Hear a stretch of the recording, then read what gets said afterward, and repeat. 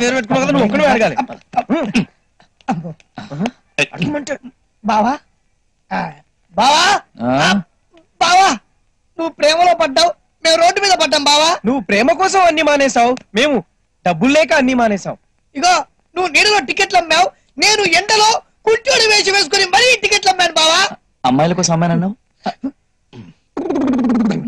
నీకు లుంగీలు ఇచ్చి మేము డ్రాయర్ల మీద పడుకున్నాం బావా. అది మనకు అలవాటే కదరా. ఇగో నీ క్వార్టర్ బాటిల్ మందు కోసం సిగ్గు లేకుండా ఖాళీ సీసాలు అమ్మి మరి నీకు మందు వచ్చినాం బావా. మనం ఆఫ్ దాగే కదా క్వార్టర్ తెచ్చాం.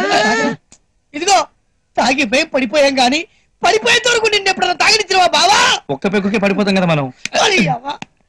అంతెందుకు ఆఖరికి పైస అప్పుడు కూడా నిన్ను ముందుకు నెట్టి మేము వెనకాలే ఉన్నాం బావా. మన లెవెల్ ఏంటో మనకు తెలుసు కదా. మ్యాటర్ ఏంట్రా?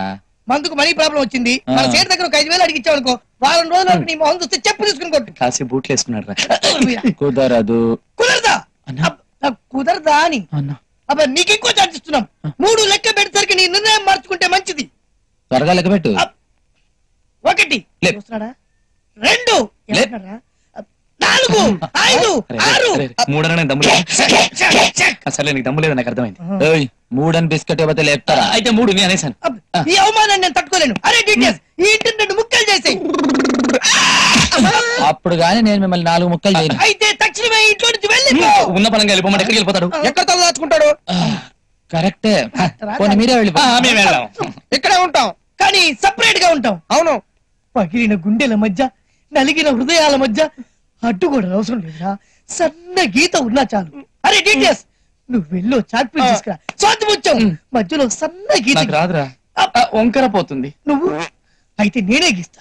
అరే సంసారం ఒక సదరంగం, అనుబంధం ఒక రణరంగం. అది లక్ష్మణ రేఖ, ఇది ఒక్కడు రేఖ. ప్రమాణ పూర్తిగా చెబుతున్నాం, ఈ గీత దాటి నువ్వు ఇటు రావద్దు, ఈ గీత దాటి మేము అటు రాము. బాగుంది కానీ అటువైపే బాత్రూమ్ ఉంది, రేపొద్దునెట్ట? అవునరా, తర్వాత అని బతులు ఆడొచ్చులేరా, ముందు వాడిని సెంటిమెంట్ తోటి బెండ్ చేయాలి. మిస్టర్ కాశీ విశ్వనాథ్. ఏంటి సార్?